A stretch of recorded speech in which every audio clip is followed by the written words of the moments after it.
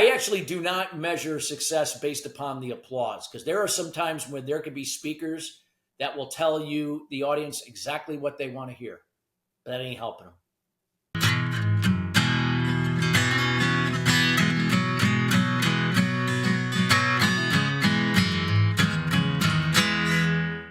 Hey, welcome to 10X Your Team with Cam and Otis.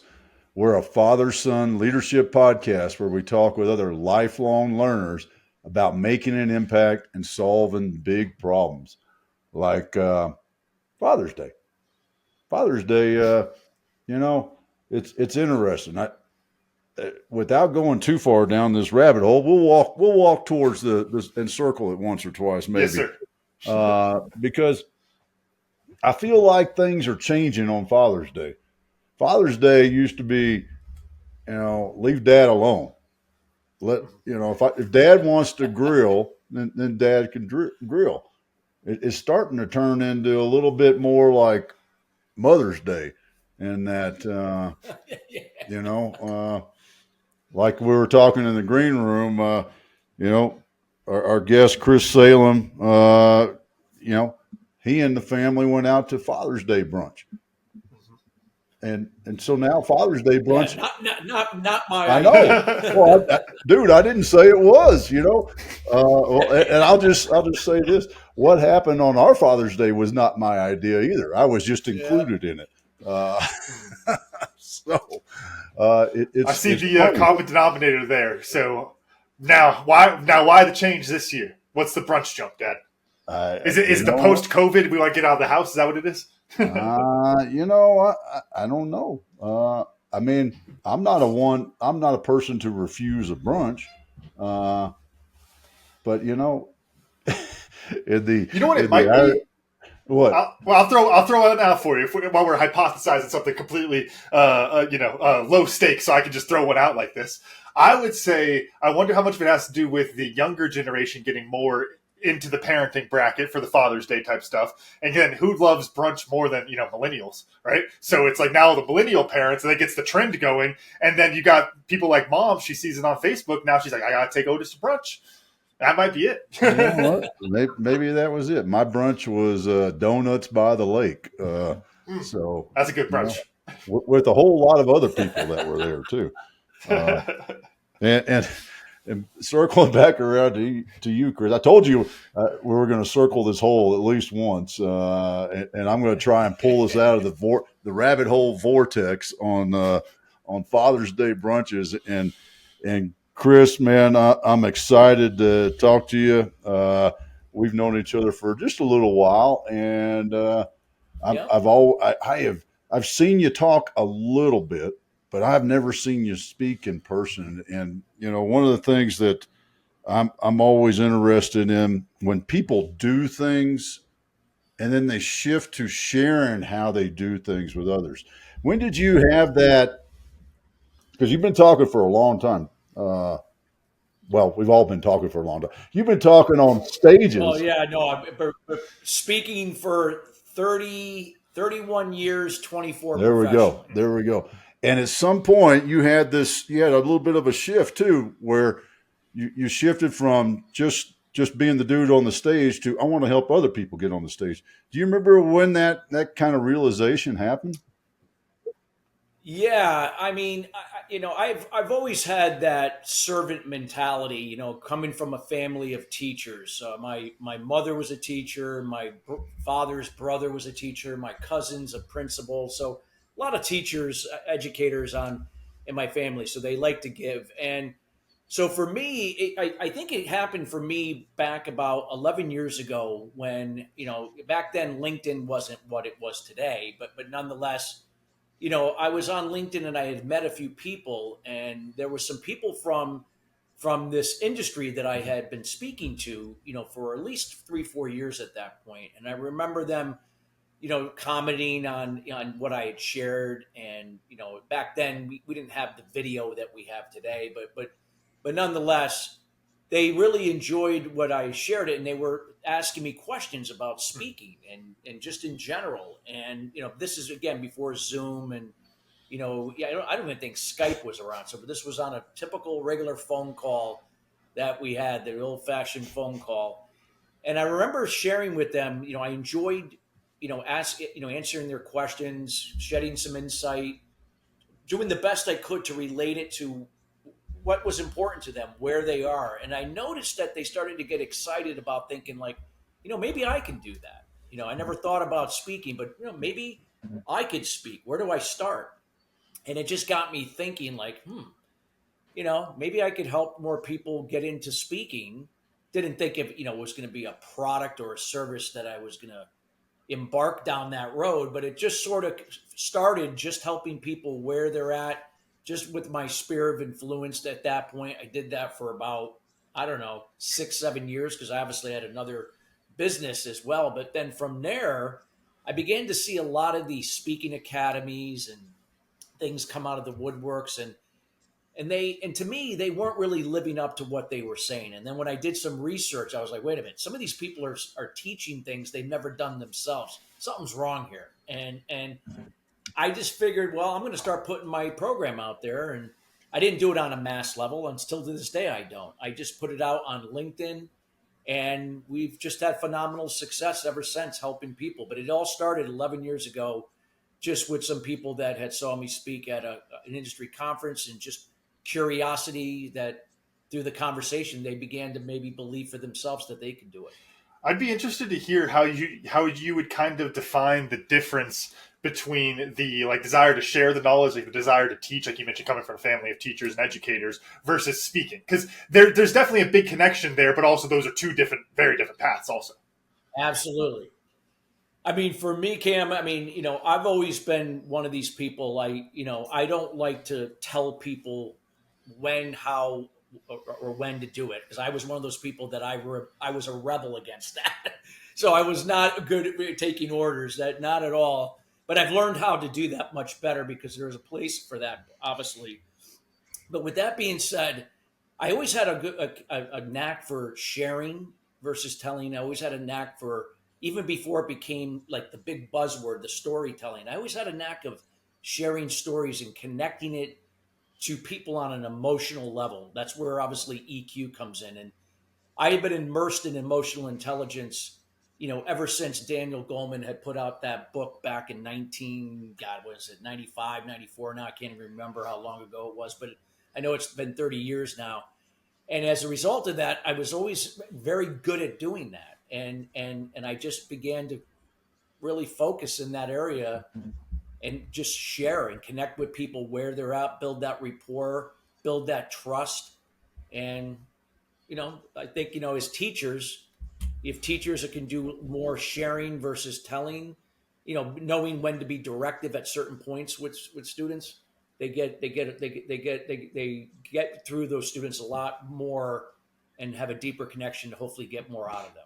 Would you say that comes in with a bit of helping the audience, whether it's in a classroom sort of thing or even one on one or a audience, helping them understand a why to it? Why is this important?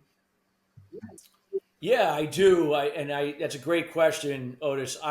What I look to do is I always look to share that from my perspective. So when I say that my perspective isn't the only way, I'm just only sharing from what I've learned and what I experienced. So I share it from that perspective. And when I'm able to do that, it allows the person in the audience to get to decide what that means to him or her, and what conclusion can they draw from it, what can they take from what was shared from my experience, my perspective. Not saying that this has got to be your perspective and experience, but what does that mean to you, and allowing you to get to decide what to do with it.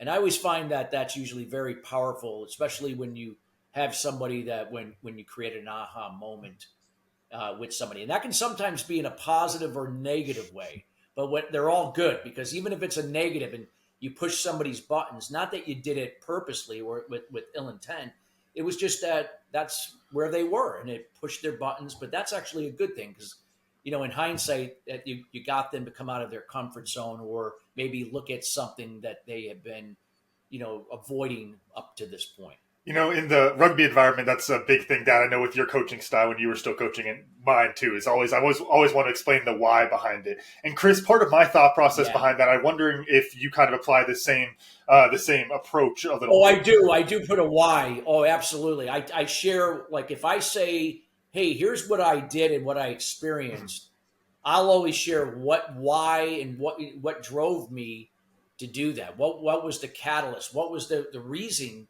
why I chose to make that decision? Why I chose to go down Mhm. that path? It's always part of that story that I share with that. And then I ask, people, what does that mean to you, and why would it be important to you, or why wouldn't it be important to you? And Again, empowering them to get to decide what that means to them. So I, yeah, I I agree. Why is always important. I always try to layer it in. It depends on the audience I'm speaking to. If I'm speaking to a group of engineers or project managers, until I share with them how to do something with some evidence and stats and figures, then I'll explain the why. Because if I explain the why before that, I'm going to lose Mhm. them.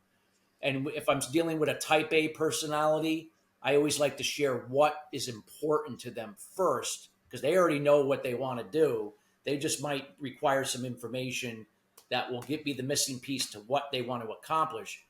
And now I'm able to get their buy-in from that. Then why are they doing what they're doing, and why is that important to them?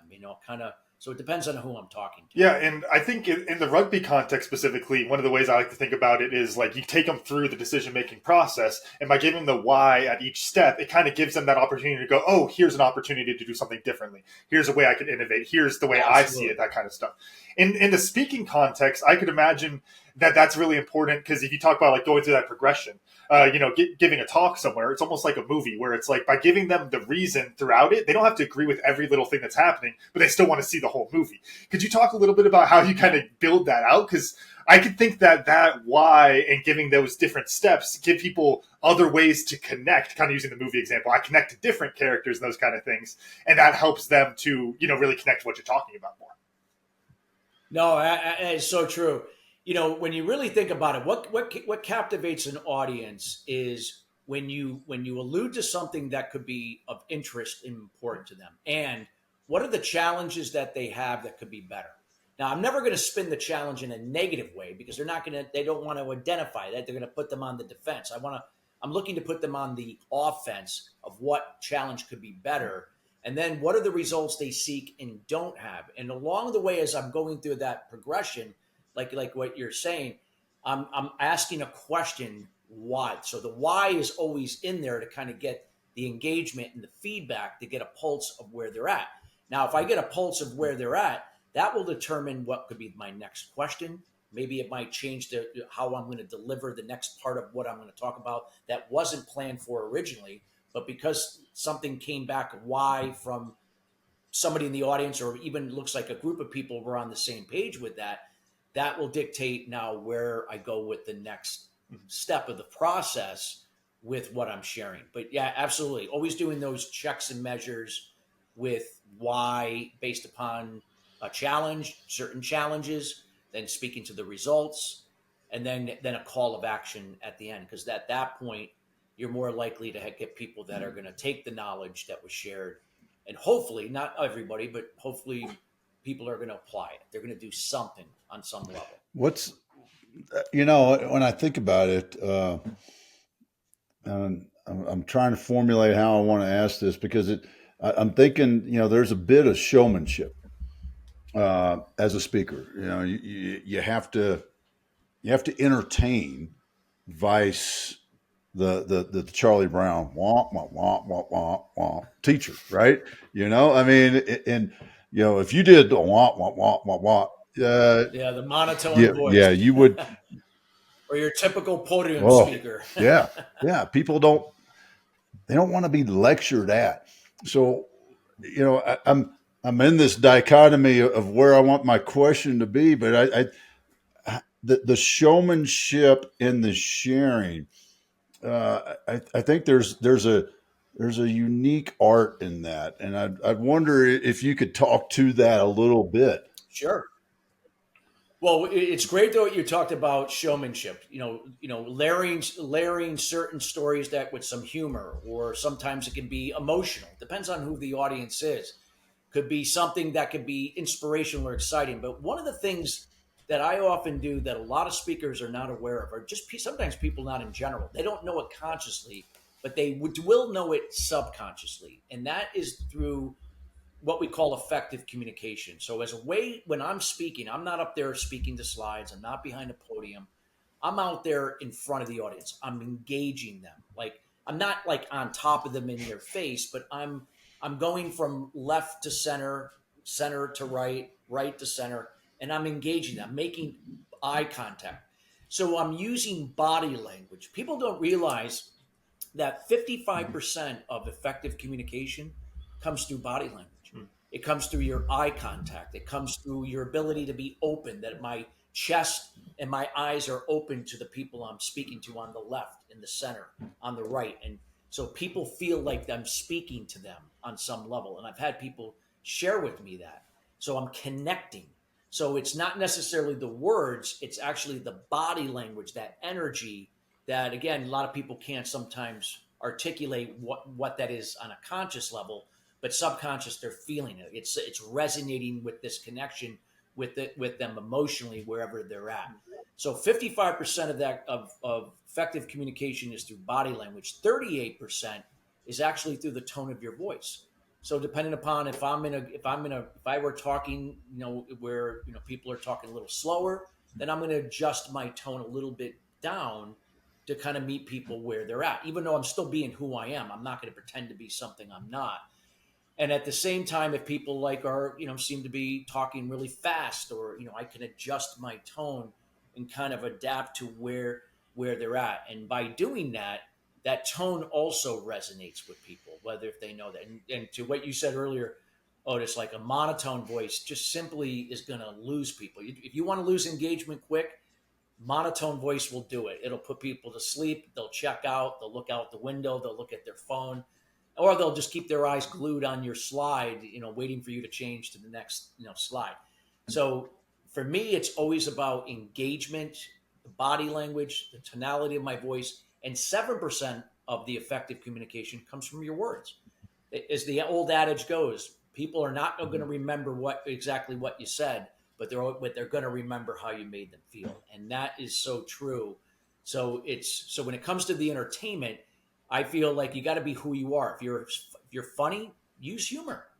If you are, if you're more of a good at storyteller, use stories, but find that style that again, that's going to get people drawn in to create the experience. And that's what I always strive to do, is to create an experience so that people can leave when I talk. So I am definitely, you're not going to keep me in one area. That's why I don't like TED Talks, because there's no way you're going to keep me in that red Yeah, circle. yeah. I had the same feeling in my TED talk. I mean, it's the size of my desk, and it's like I got to stay here, and I wore out that little circle in my little in Yeah. 15 minutes walking back and forth.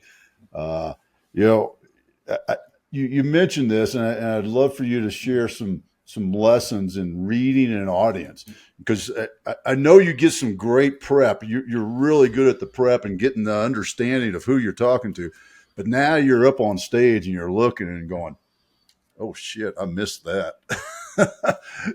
Yeah, what do you see, and how do you feel it? Yeah, I mean, one of those things that I've learned, and I learned how to do this long ago, is anytime that you're speaking from your head, or you get into your head, you start to think about what do I say next? I got to make sure I mention this. And what we don't realize is that when, in any real situation, something's going to maybe alter what you had planned on saying. You could read the audience and come in that and see that the audience is resonating to something else. So you have to know how to adapt. Every great speaker knows how to adapt. So for me, when people ask me, "You must have prepared and spent 2 weeks preparing for that talk," and I said, "No, I didn't even know what was going to come out of my mouth when I got on the stage. But I know my material, but I don't know how it's going to come out. I just know that it's going to come out based upon what I feel and adapt what I see, what I hear, and using my sensory acuity and other areas of that I pick up things that's going to allow me to adapt to where people are at, where it comes out. So for me, it's all about coming from the heart. When you share from the heart, you're less likely to be robotic in your talking, that monotone voice, trying to remember what you're going to say, and then you're going and using filler words. Speaking from the heart again goes back to what I shared earlier.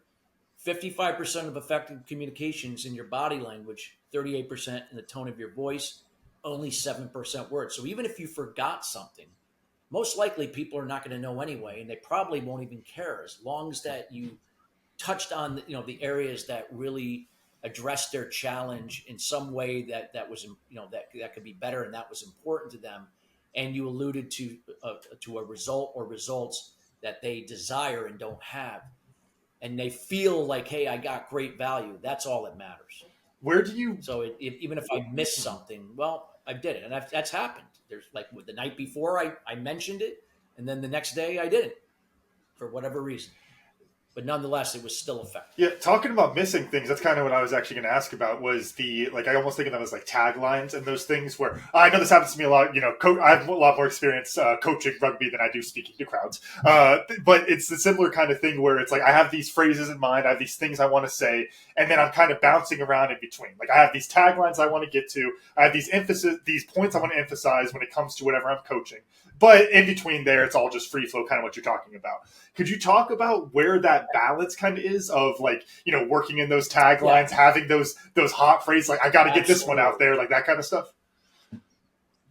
Because like you said, maybe you shared a key point the day before, but it was a slightly different audience. Now this audience, this is not what I'm going to share is not going to be as important. Like let's say if I'm with a group of mostly men and then maybe a few women here and there. Well, of course I'm going to interject sports. I can use those as analogies. Now, if I'm in a room full of, maybe all women, which I've done, I may not use a lot of the sports because a lot of the women may not understand him. Who's that guy? I don't know who he is. Why is he using that story? I can't relate to that.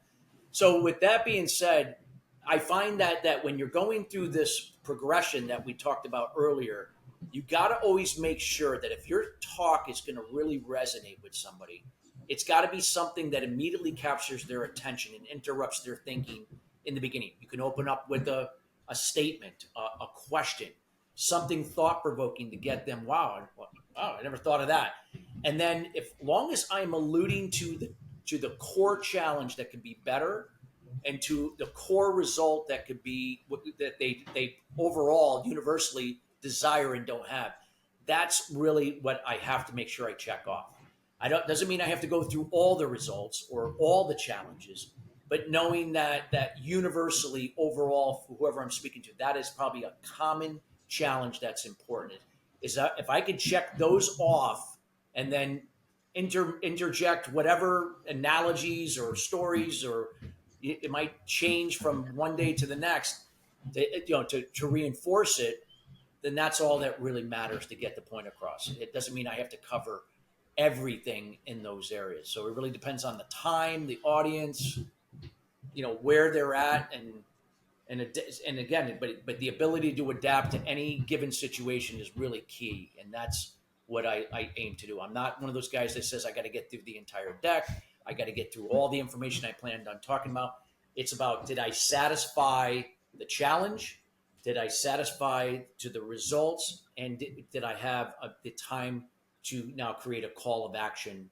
What's next? So how do you? I gotta ask. Oh, go ahead. I got a quick question. Yeah, I got just a quick one here because you mentioned analogies. I know I love analogies. I like to use those all the time when I'm coaching.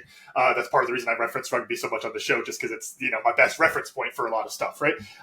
But something that happens when you're kind of freestyling, talking, and you get to your analogies is you mix analogies, and I think that's one of those things that we tend to think is bad, but also I think if you're a good speaker, so a mixed analogy isn't too bad. I just want to hear your thoughts on where do mixed analogies land there? Is that like a huge no-no, or does it depend more on the context? Kind of just talk on that. Yeah, again, it depends on the situation. It depends on the people, the types of people, and you might have people from different ethnic backgrounds, different, and so I've had experience in all these areas. So I've just, for speaking for 24 years, you've just learned. And of course, I learned also the hard way. There were some, I'm not saying that, hey, I knew all this stuff all way back then. No, a lot of times I had to learn because I learned that, well, I shouldn't, have done that, or this wasn't a good experience, but yet I can learn now from it, know now what I have to do differently.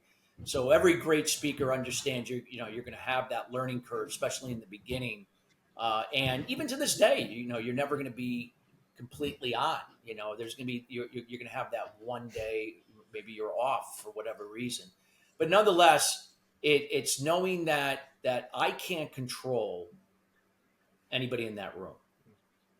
Even if I think I could, or even if I wanted to, the reality is I can't. I can't control their communication, what I said to them. I can't control their behavior, their attitude, their emotions, or their action. All I can do is control mine. So I have to make sure that when I'm on that stage, that I am being assertive, not passive aggressive with my communication. I have to make sure my behavior is in alignment with my communication. I have to make sure that I'm presenting content as something that's happening for us, especially when you're dealing with the challenges, not something happening to you. So I'm not coming across negative and saying, yeah, the world sucks, and why has this always happened to us? And these people are against us. No, that I'm always seeing the glass half full and seeing it at the challenge as an opportunity. And then my emotions, knowing that even if somebody doesn't like what I shared, and maybe you can have your heckler from not every time to time, that I can now respond to that, not react to it. That's what good EQ does, emotional intelligence. And the ability to know that I'm demonstrating through my body language, through my tone of my voice, and what I'm sharing in terms of words, the action that I'm now involved in, and hopefully inspiring people to do for themselves. I can control those 5 things. And if I can just, if I can clarify what I said by what we talked about earlier, this is, what I was looking to get across. What do you think? And why is this important to you? Why do you feel that this is necessary with what you're doing to make this better? And just again, by doing that, I feel like, depending upon, if I have to put an analogy in there, something they can relate to, I'll kind of meet them where they're at, and I'll draw something from the data bank up here of what, depending upon what the audience is, to use what I think hopefully is the right analogy that will get the point across. And I think, to your point, as you're answering that, I was thinking it's like, yeah, it depends on the audience. Because sometimes if you mix 2 analogies that they know well, it can make sense. They can see when you jump from analogy. But I think the problem with mixed analogies is when you go back and forth and back and forth. I think that's where you lose people. Yeah. You confuse them. You'll confuse, especially if they totally contradict one another. So along that same lines, what I was curious about it is how do you measure a successful talk? Is it the standing ovation that lasts for 3 minutes? Good job. 5 minutes. Woo! I really crushed it. Or what? How do you measure that as a speaker? That's a great question. I actually do not measure success based upon the applause, because there are some times when there could be speakers that will tell you, the audience, exactly what they want to hear. But that ain't helping them. That ain't helping them. Sometimes it could be silence. Sometimes it can be that you see that they feel a little uncomfortable. Not that you did that purposely, that's going to not help them. You did help them, but it's always that couple of people that come up to you and share with you, even if it's like 3 people, 4 people come up to you after maybe there's 100 people in the room and said, "Oh my God, you really touched something," and then 2 weeks later, they want to do a Zoom call, and next thing you know, they're coaching with you. And then a year later, they call you. I just got a call, a matter of fact, yesterday, from a guy that saw me speak prior to COVID 6 years ago, and coached with me, right around COVID. And then I hadn't talked to him in about 3 years. And he reached out to me yesterday, and I realized that he was having a lot of success. And he goes, "I just want to thank you for this journey, that you played a role in that. Because if I had not saw you speak in that room, or I had not coached with you and been on your radio show, I'm not saying that I was the sole reason, because I wasn't, but you played a part in that. I may not be where I am today. And that, it wasn't like he was the one going like this and, jumping up and down. It was just very subtle. So for me, it's just, it's one person that, you've gotten through to help them to help themselves, whether it's personally, professionally, a combination of both.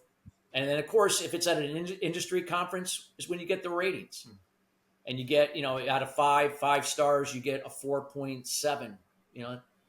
There you go. And I know if I get that, they're going to ask me to come back, and sure enough, that happens.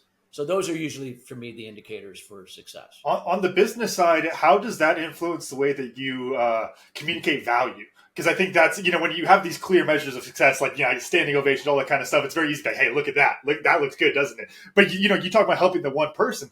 That is, like, I mean, don't get me wrong. That's the same way I look at coaching rugby. That is the right answer to me. It's focus on that one person. I love that. But at the same time, that's really hard to communicate to somebody. If I was pitching, we got the Engage fundraiser coming up, Dad. We were just talking about it, right? If I go to the Engage fundraiser, like, hey, I'm Coach Cam. I help with the kids. We teach them life lessons, and I helped one kid. Like, all right, we're not giving you any money. What are you talking about? Like, so how do you measure? How do you connect that success to communicating value?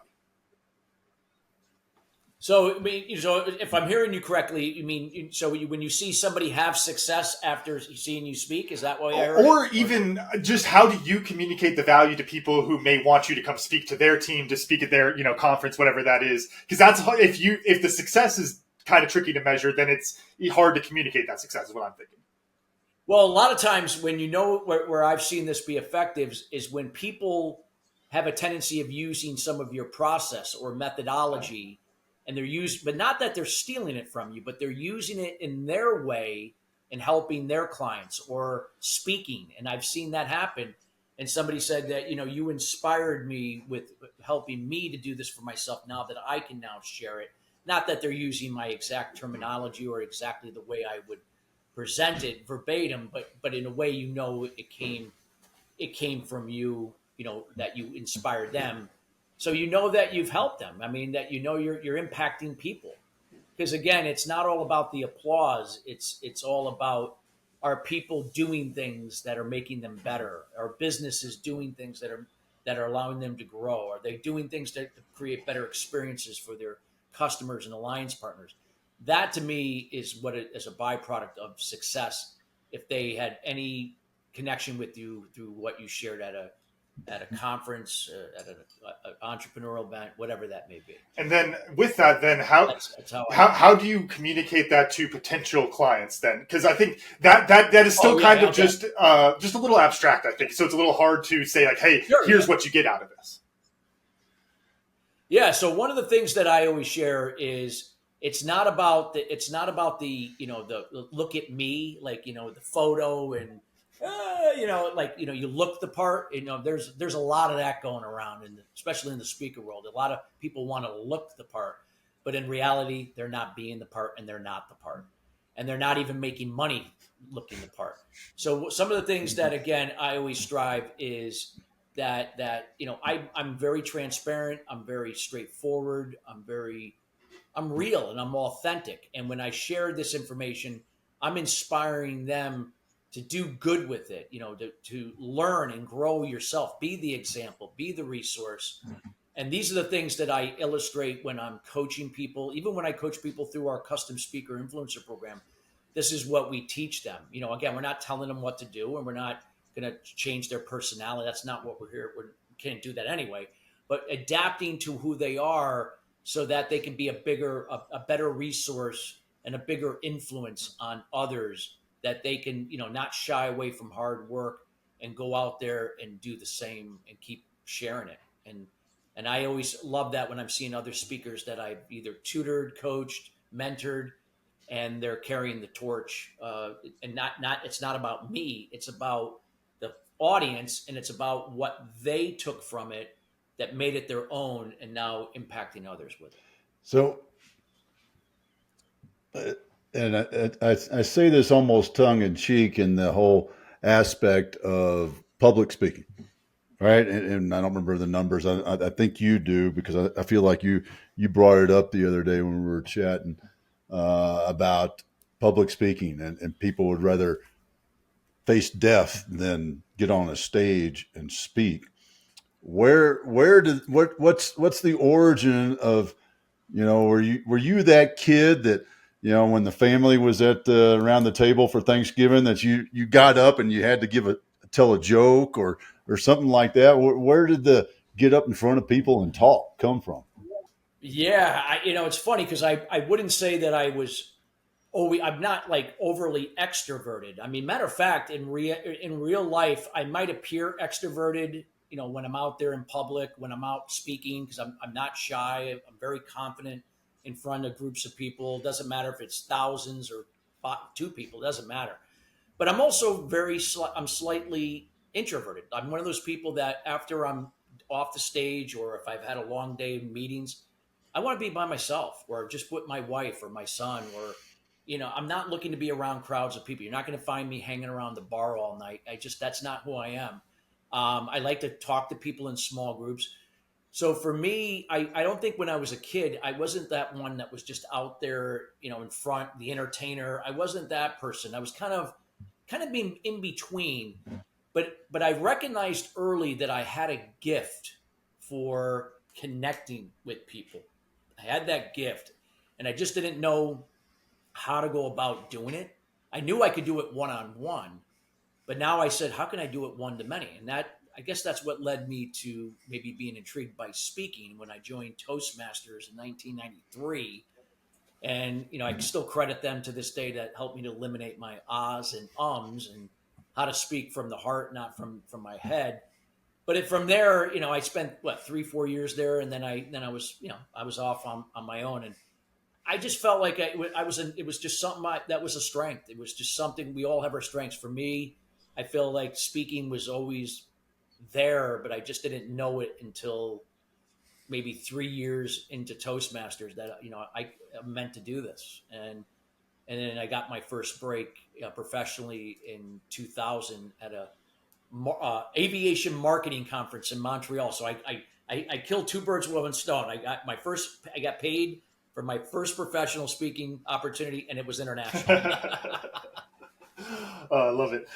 Yeah, I wanted to. Well, even though Montreal, I don't consider it really international, but technically, I guess it is because it's Canada. It's not the U.S. So. It's always the goal, right? If you open your second business in like Canada or Mexico, you can put that international on there. I just couldn't speak French, so I thank God the audience they were English, so that was good. So I didn't have to speak French. That wouldn't have been good. I wanted to shift gears. There was something you were talking about earlier. You mentioned that when you're communicating about the problem and talking about the challenge, how the challenge is really important to having a good connection with folks. But you said something really key, which is focusing on the challenge in a positive light rather than a negative light. What comes to mind for me is like in the sales world, and I think speaking, you can make the sales comparison for a lot of different stuff, right? That it's all just a different form of sales. You're selling them the story, you could say. But Yep. The idea of like an emotional sale is always something that I thought was very interesting, because to us, with our own biases, we love the emotional sale. It's like, this makes me sad. This is the saddest thing ever. Therefore, if I put that out and tell everyone how sad this is, they'll connect with it. And the reality is that doesn't freaking work at all. Like most people, the problem with emotional sales is we all have our own different emotions. So, Dad, you can talk to me about the saddest thing ever, and I don't think that's the saddest thing ever. I've got my own thing. You're talking about sick cats. I'm talking about sick dogs. Like there's always going to be a difference there. And so that's where the emotional sale kind of falls apart. But yet, like you're saying, emotions are still very clearly a big piece of that communication process. Could you talk about trying to find that balance there? Yeah, that's great question. And it's not like, for instance, let's say you're talking to a group of business owners, and you know that majority of those business owners are solopreneurs in the room. So let's just to be safe to say that majority of those people are probably making 50 to 60,000. Maybe they're doing it; it's a side hustle. Maybe they're doing it full time, but they're not making what they've made when they had a job at this point. But they're struggling. Now, if I went out there and said, is your business revenue struggling? How many raise their hands? People are going to be like, "Oh no, I'm good, doing pretty good here." Nobody's going to admit that. So even though that it's on many levels, it's the truth. if I were being like, if I, and there's some people who can get away with that. I forgot that one guy, the guy that screams, the old guy that screams at people and, calls them every Yes. name in the book. I forgot his name, but, Yeah, yeah. but Tells everybody nonetheless, in the audience that they're all some people, idiots, and yeah. yeah, they're all idiot. Yeah, exactly. And he says some other words like, I don't even want to even mention on your show. I mean, inappropriate. But with that being said, like I can spin it and said, hey, how many of you, what if your business metrics unfolded a narrative of continuous growth? What would that mean to you and why?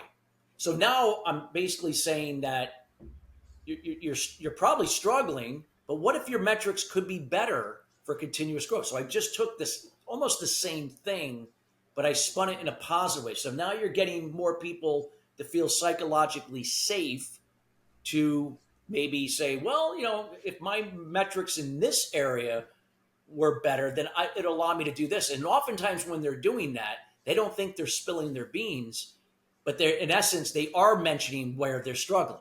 They're just not going to say it. So because they're looking now, they want the answer. They want to, because meanwhile, I don't want to expose myself, but I want this guy now to answer the question or share some insights that can help me. So that's building that rapport. Then it's building the trust while doing that. And more likely, let's just say there was 50 people in the room, you're going to get, at least 10% of those people that are going to come up to you after, that are going to talk to you one-on-one or some point throughout the event. If, it depends on what size event it is. And somebody could become a client.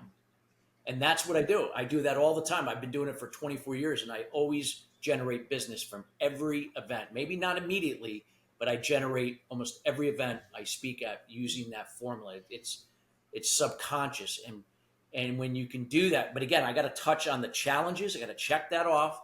I got to make sure I touch on the court result or results that resonate with most of the audience, and then a call of action. And then by looking at the room, looking at their eyes, looking at their body language, I can see the people, and those are the ones I lock eyes with to kind of get them to say, yes, come to me, come up and talk to me afterwards without saying it. And 8 out of 10 times that's what happens. Could you talk? Would you say there's like so we talked kind of like the negative end of the emotional sale. Do you think if you go into the positive kind of emotional sale, is there a similar like tipping point where? Well, there's sometimes where you can be negative, Cam. Like for instance, I wouldn't say this from a speaking, well, it could be speaking, but I remember I had a client one time that was a psychologist, and we, he was not having success. He had multiple specialty areas that he would help people in, but I began to zero in that he did a lot in the area of helping emotionally disturbed children. These were children that had temper tantrums, screaming, continuous screaming and yelling, emotionally, like it could have been bipolar, who knows what. But a lot of times the parents were at their wits' end. They weren't sleeping. They were pulling the hair out of their heads. They didn't know what to do.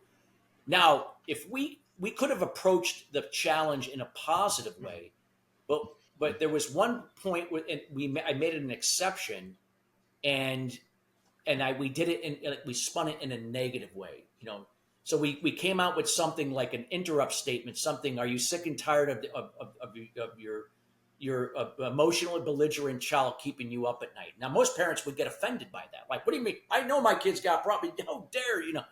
But some people that put their child aside. I love my child, but I can't stand it anymore.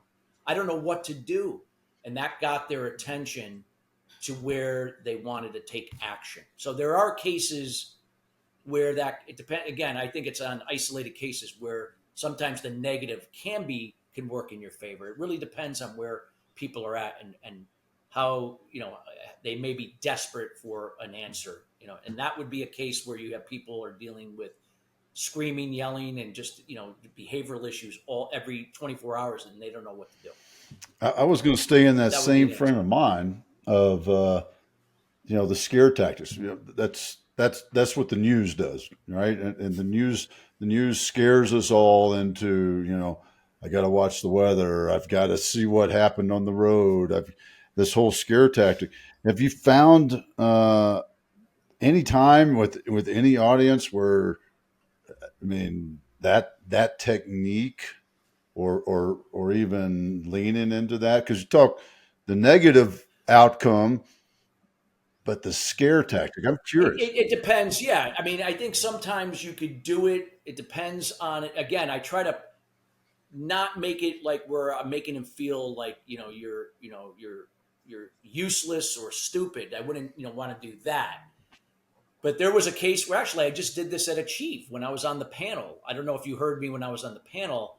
And one of the things I said, hey, everybody, look around this room. Look around the room. What do you see? Oh, banners. Yeah, I see a lot of banners.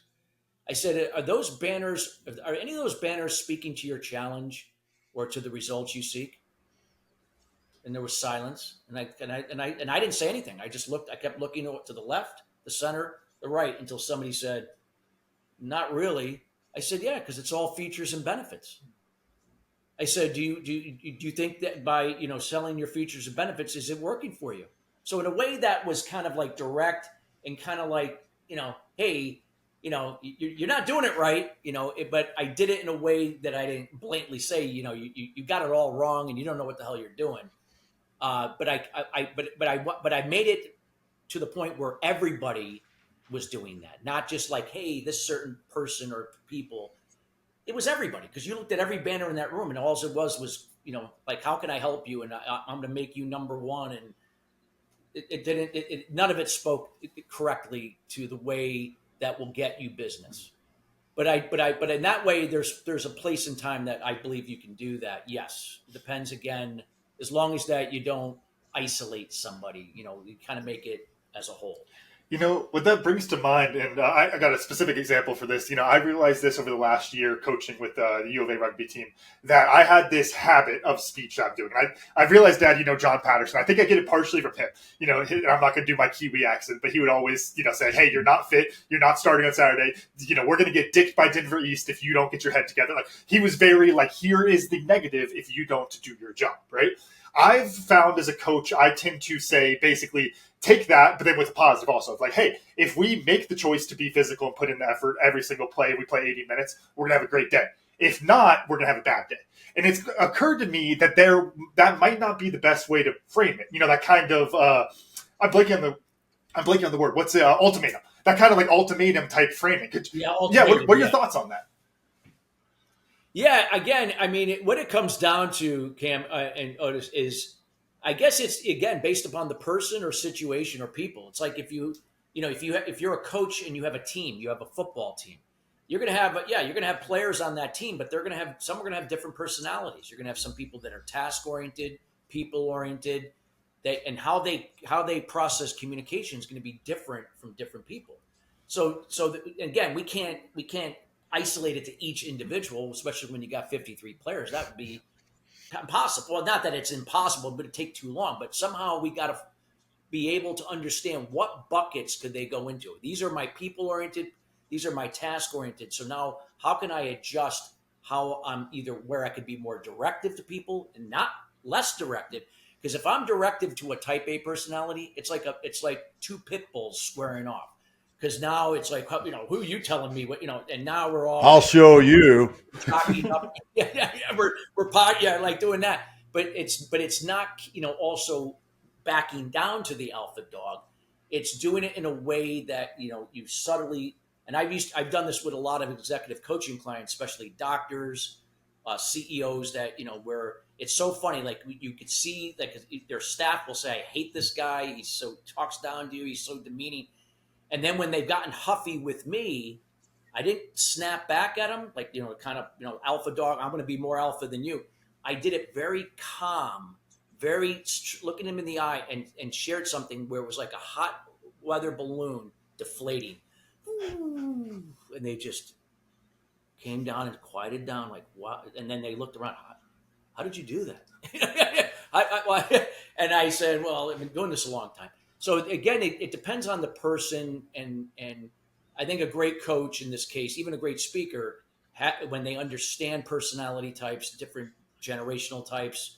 Now we got gender, we got all these different things. How to adapt to those situations and how we talk and how we behave. and interact with people. And that's kind of like what I do. I don't look at it as a one size fits all. Never have and never will. Talk about one size fits all. There was a rule that I think you kind of alluded to earlier when you talked about your stage presence. Just a quick little thing here. Yeah. You're talking about your walking, and I noticed you said left to center, center to left, left to center, center to right, right to center, and you always went center. Can you not go right to left, left to right? Is that a rule? Because I've never heard that. All right. Well, no, there's no rule, but I find that when you move too much, that can be confusing too. Because like now people are like it's like a tennis match. They're like going like, okay, slow down. So I'm not like constantly on the go, but I will kind of like be in the middle, and then I'll kind of go to my left, engage people, come back to the center, make a statement, and then go to now my right and do it. So it's all very subtle. I'm not pacing back and forth and running around like Tony Robbins or something like that. But doing it in a very calm demeanor, very engaging, but very strong in terms of the connection. So for me, but yet when Otis and I were talking about earlier, like that's why I don't like TED Talks, because I don't want to be just like, I'm in this little red circle and I gotta I feel like, I don't know. It's just not my style. Even the frame of how they like you to do that. It's just not my style of speaking. The Army instructor school, at least they used to. I have no idea. Yeah, it's too structured. Was very structured in one of the things that they taught was the lazy W as the speaker to engage the whole stage, that you started over here and you came back to this corner, then you went center, then it was really funny that that was such a thing. And you talk about the tennis match. I can remember watching an early video of one of my, or not an early video, a video of one of my early talks, and boy, I was a tennis ball. Bing, bing. Man, I was moving. I was like, "Whoa, dude! Otis, slow you feel down!" like you're getting a workout while you're watching Oh the man, speaker. yeah, got that heart rate up, and people were woo, woo. I feel like you're in an aerobics class. Like you're going back and forth. That's it. That's it. That was part of my underlying lesson there.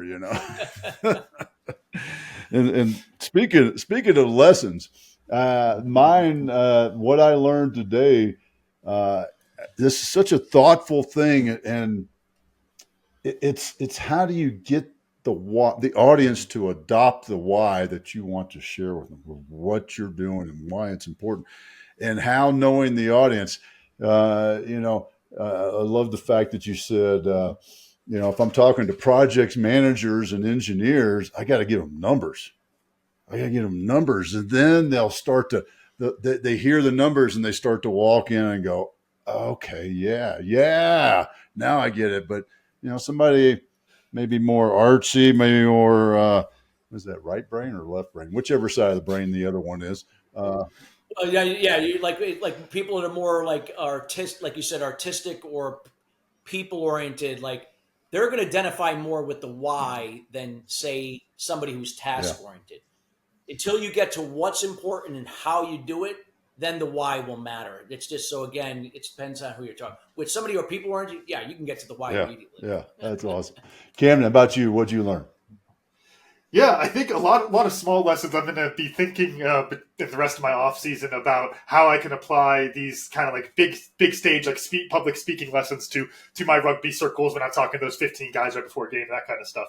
But then I think one very clean lesson for that makes so much sense about being more present when you're speaking is to speak from your heart, not your head. And, not trying to think of what the next thing is to say, but really just letting it flow, which, and I don't know if there's another asterisk to that you would add, Chris, but just letting it flow out like that. And that's the scariest thing because we're worried we'd say the wrong thing. But also that's like the mechanism that you're going to use. So you got to use it, right? You got to just kind of let that flow and you can get better as you go, improve that skill. Awesome. Absolutely. Chris, how about you, man? What'd you learn? I mean, what I learned today is that from you guys is, why, the why is always going to be important. And even to people that don't identify with the why, like a type A or somebody that's driven by facts, figures, trends, and facts. And but there's always a why. We have to. We do certain things. We chose a certain profession, and why did you do that? Well, I mean, somebody could easily say, "Well, I just sort of fell into it. I don't know. I took a course and I did kind of good in it, and next thing I know, I do this for a living." Well, okay, but nonetheless, there's always a why, and sometimes I think when people can identify the real reason of that why they keep doing things, whether if it's things that are not serving them, why are you doing it? Let's identify that so we can find where we can let go of certain things, or why you're doing certain things that actually are serving you, but for some reason you don't see it, or you're not accepting it because you're listening to somebody else's why or what's important to them and not your own. So for me, the why, what I learned from both of you is that it is so important either way. It's just a matter of when you address it based upon the type of person you're interacting with, or overall if you're speaking into a room of people. Awesome. Chris, how do folks find you, learn more about you, catch your next speaking engagement? Absolutely. Well, I mean, you could always reach out to me on LinkedIn. I'm pretty much very active there, Christopher Salem. Also, you could reach out on my websites at christophersalem.com. That's my speaker and executive coaching site, or my business acceleration site at sustainablesuccess.net, or just simply my email at chris@christophersalem.com. In terms of speaking, it's going to be, I just have a few company talks that I'm doing tomorrow and Thursday for William Meyer, which is a moving company. I got to present to their management group here in Connecticut.